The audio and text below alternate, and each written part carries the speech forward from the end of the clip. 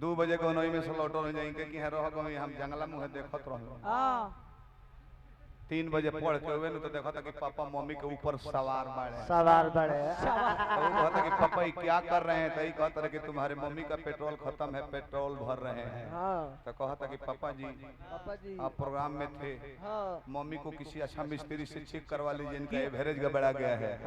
बल्कि एवरेज गड़बड़ा गया करके हाँ सवेरे ही पढ़े जाता तो देखने की चाचा फुल टंकी कहले हम बहरी ले तेल आ गए फिर उड़ाइयो कमिटी के फरमाइश पर कि नयका गीत गाई हाय 2-3 गो सरवा चैनल वाला भइल बड़ा सा यूट्यूब पर ना पेज पर कहां के एक कहतर सके खाली पर सॉन्ग गावलो त तनी आवस प्रोग्रामों में अपना पाहुन लोग के डिमांड देखबो तब न कहबो कि छोटका जीजा में गलती नहीं के बड़का जीजा फरमाइश करता अश्लील बन हइलो ना अरे हइलो हमर निमन चीज डालला चैनल हाय 2-3 गो पेज वाला सरवा भइल बड़ा सा हां एक नहीं ये सब हमारा हां एक ने के अपना घर का ड्रेस नहीं खसरो कर दे पुरनका फराक पहन चून वाला फराक पहन के लौके ना अपने दीदिया से न पूछते सके दीदी है पहले बड़े बोटाम खोल के बहरी लोग तेरे पापा से कि हमारा से केकरा से दीदी बताओ पहले अपना घर नहीं सुधार रहा है अब भोजपुरी गायकों को सुधारा। इस पर आप भी बोलिए कमलबास कुंवर जी। हां फास्ट एगो लय मार लो पहले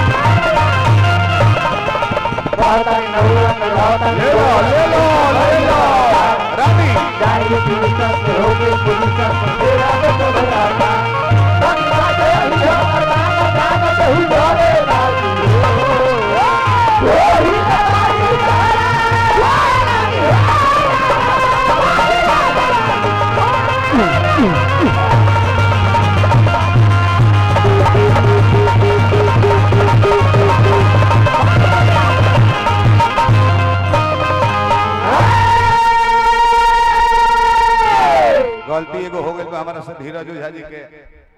साला साहब बानी धीरज ओझा जी के साला साहब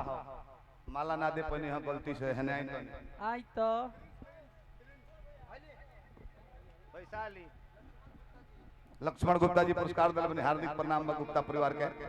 तनी आई मेला मलिकार का बताई अपना गाड़ी में 3000 के डीजल जरूर होई अरवा के तो 96 रुपया हमरा के 101 रुपया हो गेल बिहारवा में जय हो तब का प्रिंस जी है नु हां आ जाई आई समय आधा घंटा मिलल हमने को ओही में कुल पहे के बाद निमनो बात बाउरू बात हां चुटकी लो भगवान वा के बनौले रहे हां है 500 रुपए देन बार बार गोड़ लगते रहो जय हो जय जहां रहे पद प्रतिष्ठा बना रहे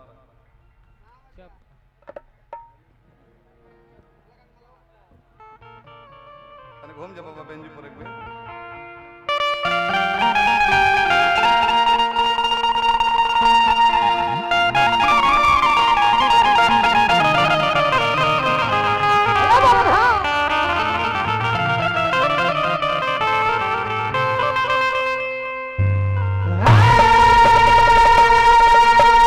बेर के बाद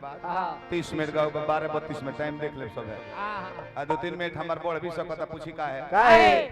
विकलांग कोटा के सरकार का ओर से छूट बा हां तब का पब्लिक और से भी 2-3 मिनट छूट होबे हां विकलांग कोटा ओके सुखारी प्रधान जी अपना गांव से एगो नियम लगा दी दोनों भाई के पास कर दी हमरा के विकलांग पेंशन आ कुंवर जी के विधवा पेंशन लागू का वृद्धा विधवा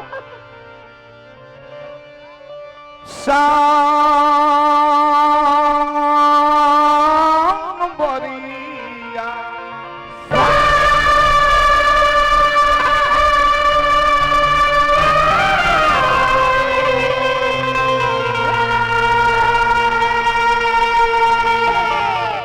सावरिया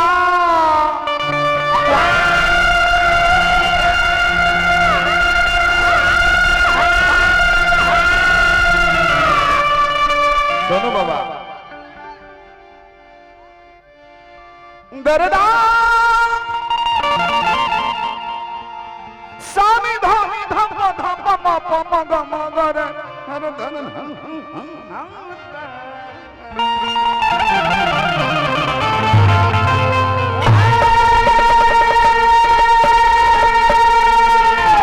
समय बांधल बाबू हरे राम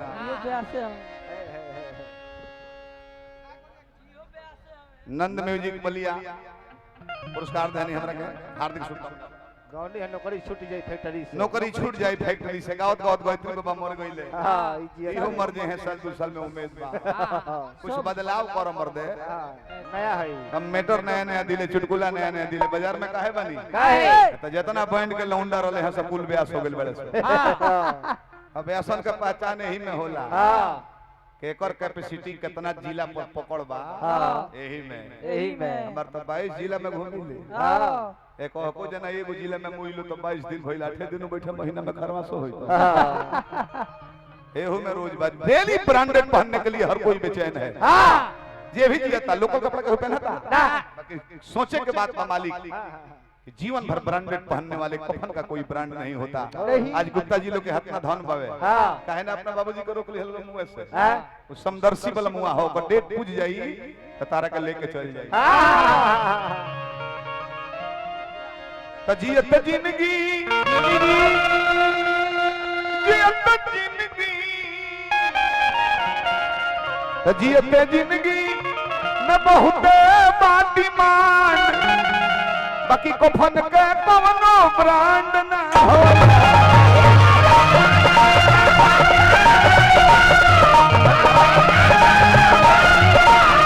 आ जाए हमारे भाई हैं अजय चौधरी जी बले जी के भट्टी मलिकार बानी राउत बनी हमारा कमो जरूरत बा कुंवर जी के ज्यादा जरूरत बा तनी आ जाए हमारे मन पर भैया जियत जिंदगी जियत जिंदगी जियत जिंदगी में बहुत बाती मान वो भले कोनो प्राण ना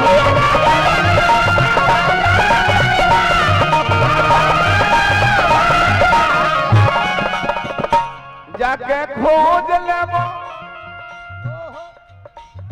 हार्दिक अभिनंदन करता हूं जाके खोज लेबो सगरे मरहमान जाके खोज लेबो सगरे मरहमान कफन के कोनो प्राण ना होला।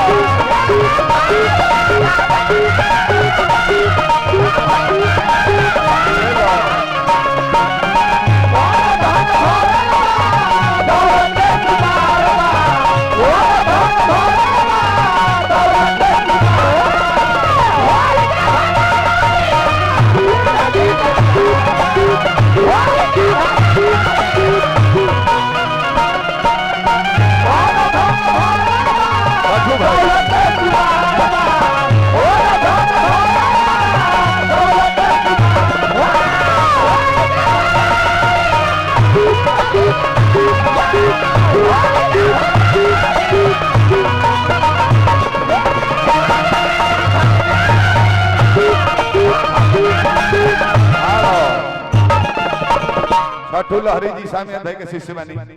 सैकड़ों रुपया पुरस्कार कुंवर भाई के शिष्य बने हमारा शशिकांत जी अपन स्कूल भी बा डायरेक्टर भी बनी सामी भाई के भगिनों के हुआ रो तनी मंच पर आ जाए कौना देह पर घमंड बा हमनी के मालिक माटी के दे। गुप्ता जी जन चाचा मरल